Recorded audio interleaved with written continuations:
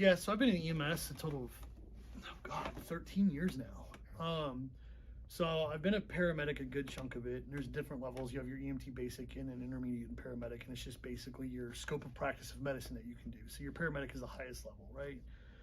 From there, I went to an agency. I've worked there for the past 5, 6 years now, and I've promoted to captain, which I'm in charge of an entire area on the map. And when things get really bad, that's when I'm there. So like if there was a multiple vehicle accident with a lot of patients and resources will be needed, if God forbid there's a school shooting, anything crazy like that, that's kind of more my niche is controlling that scene and managing the resources. And then the day-to-day, of course, is like simple stuff, scheduling, management of personnel, and then going on those calls that may not necessarily have a lot of patients, but are high, what we call high acuity, meaning that like someone's dead or someone's got an advanced pathological problem that needs some expertise on that. And so enter me.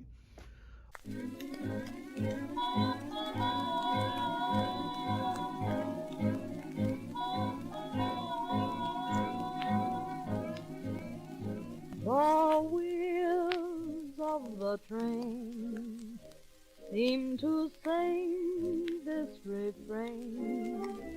Gotta go home, gotta go home, gotta go home, gotta go home to heaven. Each town passing by brings a tear to my eye.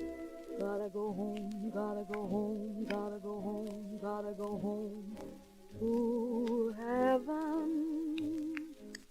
As we're rounding the bend, I'll be nearing the end of the rainbow that I've been dreaming of. Let the world have its goal. I'll go back to my folks. Gotta go home, gotta go home, gotta go home to the ones I love. The wheels of the train seem to sing this refrain. Gotta go home, gotta go home, gotta go home, gotta go home to heaven. Each town passing by brings a tear to my eye. Gotta go home, gotta go home, gotta go home, gotta go home to heaven. So right as COVID was happening, there was an SUV, like a Suburban, and there were 2 adults in the front seat, and there were 8 kids in the back, and they were all unrestrained. They were going to exit the access road off of 35, and a front passenger tire popped, causing the vehicle to roll. Unfortunately, the only 2 people restrained didn't get ejected, but all the kids got ejected. So there were, I was first on scene, unfortunately, because it happened like on my station. And when I got there,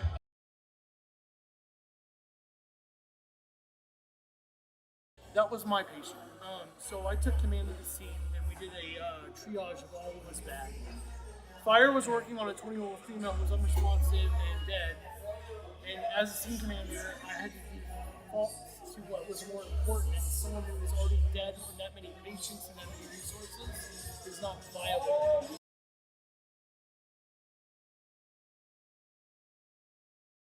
I got this little girl in my vehicle, and I was so scared that I was going to fuck up and fail her and she was going to die because I wasn't good enough. So I was able to start everything I needed to do and get her to where she needed to be.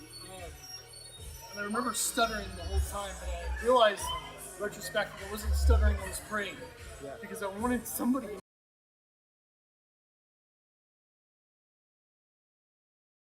The worst part of that isn't all that shit. Because after all that, they found out she had COVID, and this is the beginning of it. So they're like, hey, you know what's really shitty? Not only did you have to do that, but we're gonna put you in your own hotel by yourself after the worst call of your career to think about it by yourself for 2 weeks. By the way, Instagram delivers alcohol. It's okay to be broken.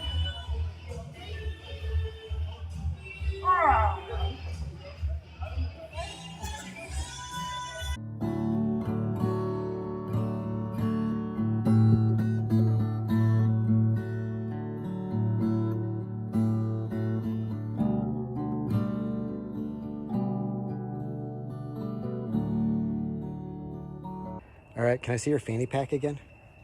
There we go. Let me get down there. Tally the fanny pack. Yeah. Right, and you're supporting who? Arby's. Why? Because they compliment my fanny pack every time I go in. As opposed to make me feel intense shame at an Arby's.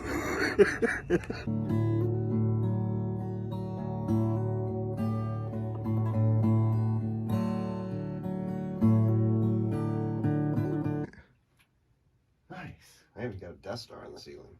That's fucking rad. So I got a new guitar today.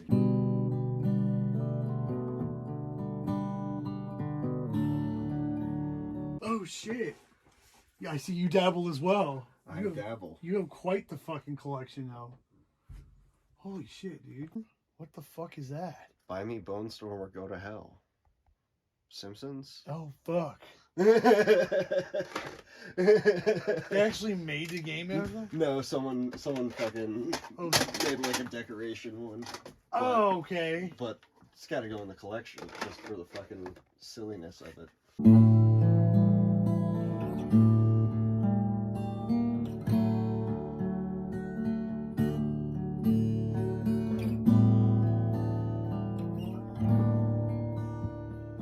That game was crazy good back in the day. That's pretty cool, man. Well, hopefully I'll get there soon enough. I'm proud. I would be too. Like, that's big dick energy right here. You know, my favorite thing is I'm obsessed with how to end a conversation.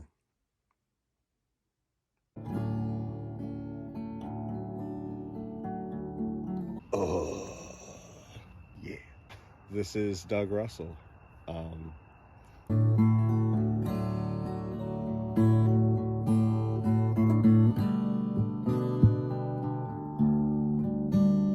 What do you call a guy with no arms and no legs next to a shovel? Doug. Oh, you piece of shit.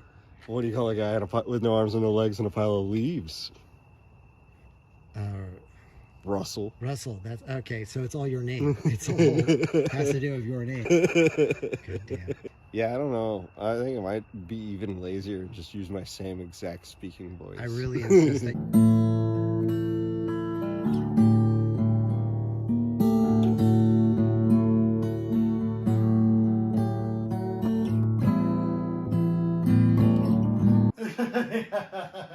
Yeah, it was in a Target bag, to be fair. That was literally last night? Yeah, that was literally last night. You found a baby in a Target bag? Yes. At Target?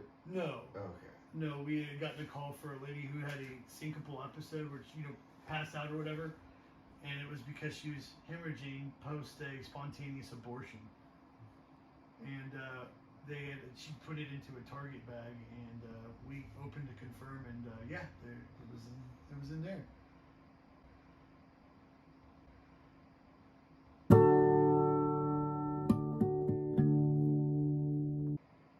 I could do this for hours.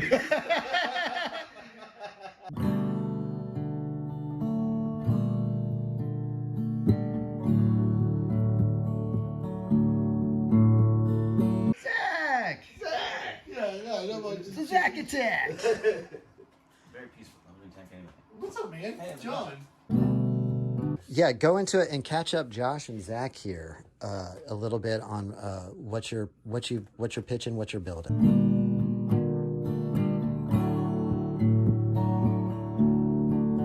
All right. Well, I mean, I guess if I'm gonna, you are a big juicy boy. So I guess if I'm gonna talk about exactly where I'm at, what I'm doing, and why I'm doing it, I should probably tell you a little background about me and where this came from, right?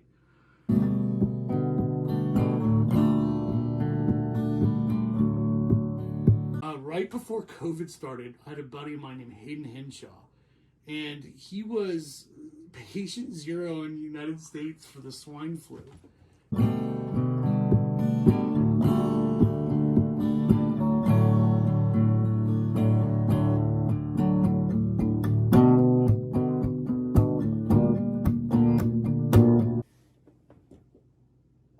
Oh, sorry, real talk,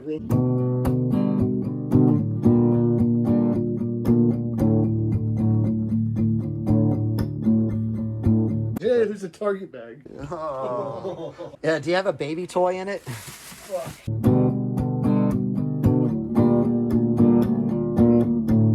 And so it's frustrating. The first thing I did is a little bit of time had passed and I just got pissed. I was like, man, we have to do something better.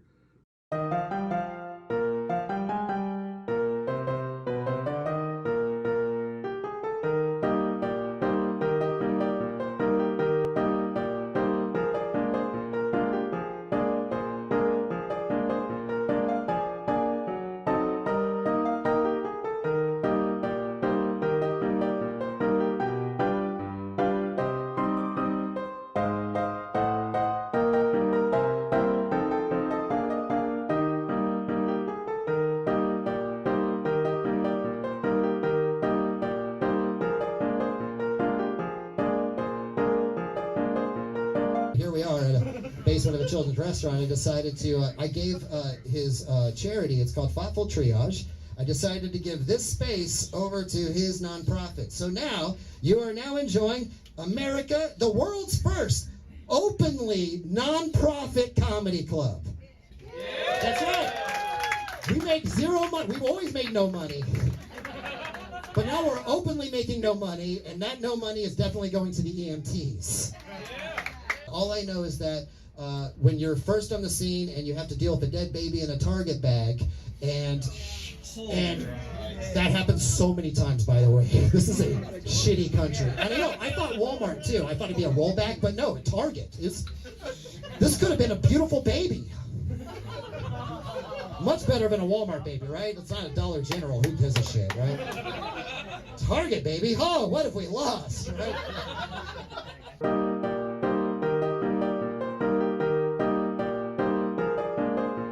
John Mckane, can you come up here, John Mckane?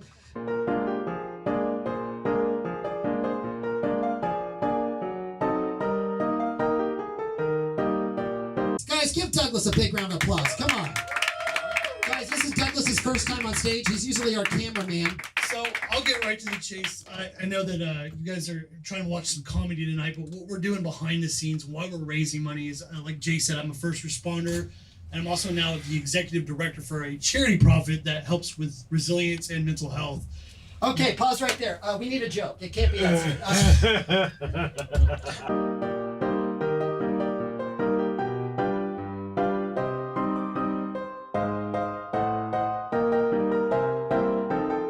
What's red and spits? What? A baby in a frying pan. Hey! On that note, some of the trauma that our first responders have experienced over a long period of time has alluded to us ultimately getting into substance abuse and, of course, suicide at an alarming rate, and it got worse during COVID.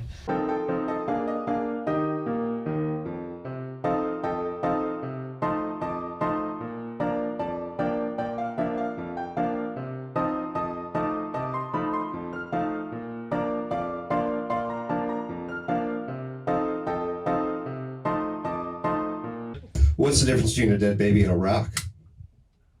You can't fuck a rock. Jesus, Murphy!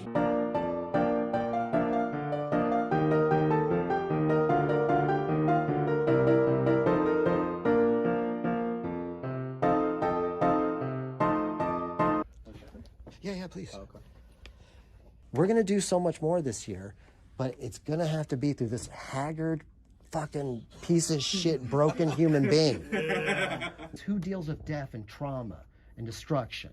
Fucking EMTs. Who else deals with death and drama and destruction? Stand-up comedians. That's my entire set. These motherfuckers don't like correct. They like fucked up shit because they're trying to deal with dead babies in Target bags. I mean, it's fucked up because like What else was in the bag? fucking goo. That's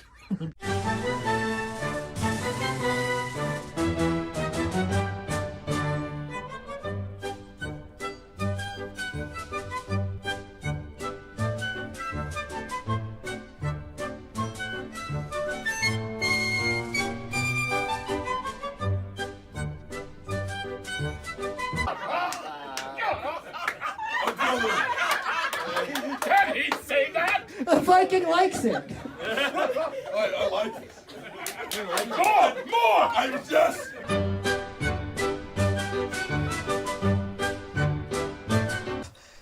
Lizard Man's going to be doing the pre-show. He's going to introduce to the audience. He's going to relax them. Let's get live!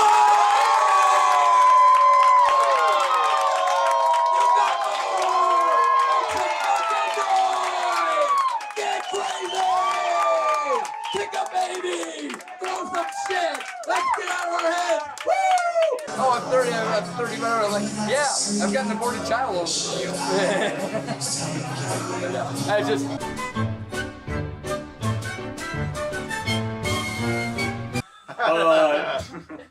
10,000 Palestinians died this year. Israel and Palestine, not good friends. I had no idea. I need to find out what y'all thought of the show. Oh, my grandson Dylan was great. Your grandson? Tuna sub spelled backwards is bust a nut. Oh, they smoke weed together. That's Don't awesome. tell anybody. Okay, he smoked in my house before.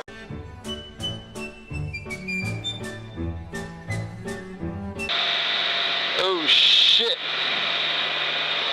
Looks good.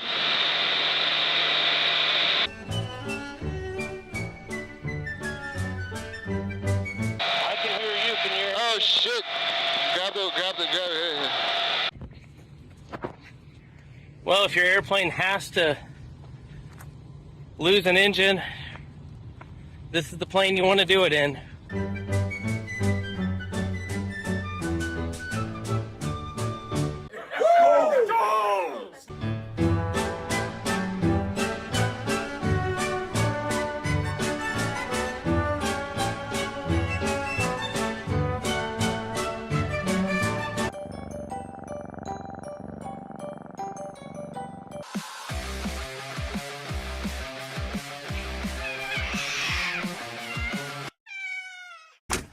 Come on in.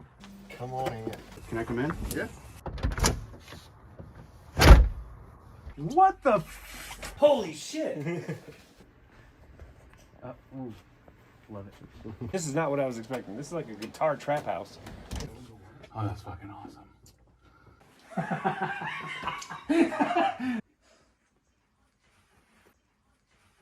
This is the first time I've had a woman come in to look at everything, and it's exactly okay. All right, every guy. Holy shit! Fucking A! Oh man. Great Caesar's my childhood.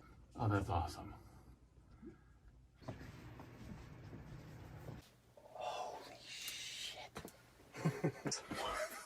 Yeah, yeah.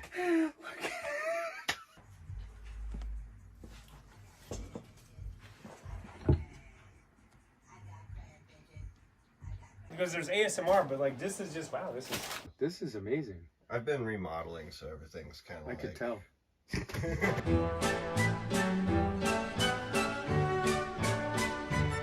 Ah, okay. And does somebody actually sleeps there? That's my guest bed. Okay. And then the rest of the time it's my cat's bed. Okay. Let's go! Go!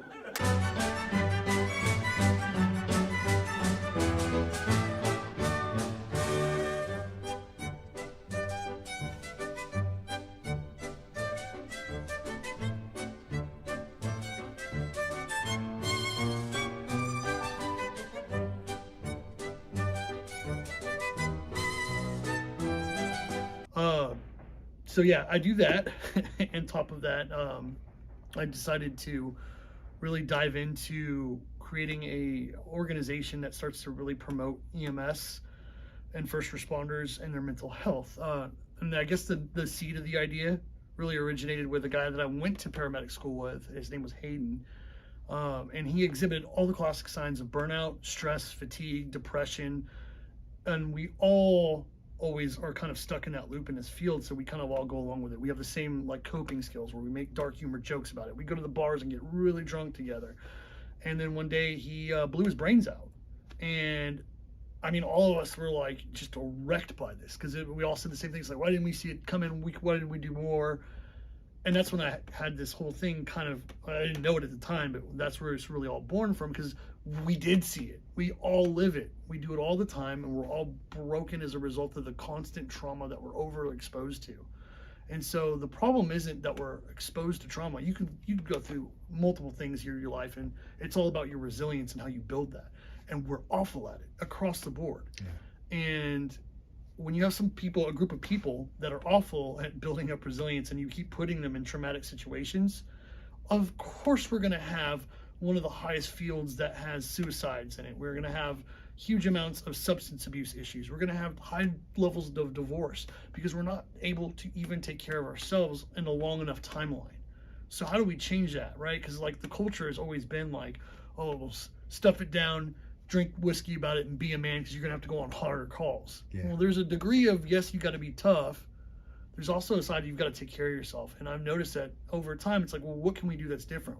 Well, we got to change the whole culture. Otherwise, we're going to be stuck in this rat race of, well, I didn't see it coming, and you got to be tough, and then my friend blows his brains away, and what could we have done better? And then it keeps going round and round and round, and it never gets better. And it got so much worse, I think, with COVID, because now we're overworking these guys, we're burning them out at a higher rate, and then it completely diminished the public's interest in joining first responder agencies because of the fear of the unknown with COVID, right? You work 12 hours a day, you stay in your ambulance, you don't go and stay in a fire station, you street side post. So you're like, stuck in this like Sprinter van for 12 hours straight with one other person, and they may be the most obnoxious person in the world. And then on top of that, they run you nonstop. So even if you're in the bathroom, if you're trying to eat, doesn't matter, why does it take you so long to respond to this non-emergency BLS transport, which sometimes means like there's somebody who's going from the hospital to a psych facility. Yeah. And so they're just running you ragged, nonstop. It's almost like your own emotional and physical needs aren't met. Again, it's all part of what we do, and I'm not necessarily being negative about those things. It's just I'm saying... You're saying what you do. We are doing these things, and it does cause fatigue and burnout on top of everything else we do. My goal is to take care of first responders on that level who are going through the 911 side of stuff, where they're going through that trauma all day in and day out. Right. We got to start somewhere, right? Right.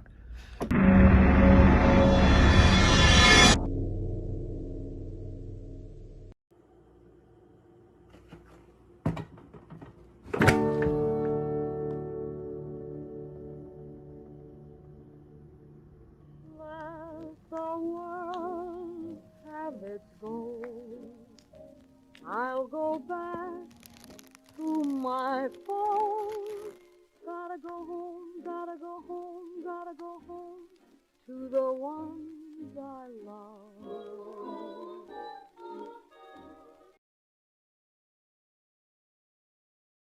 When I say fuck you, you say Jesus. Fuck you. Fuck you.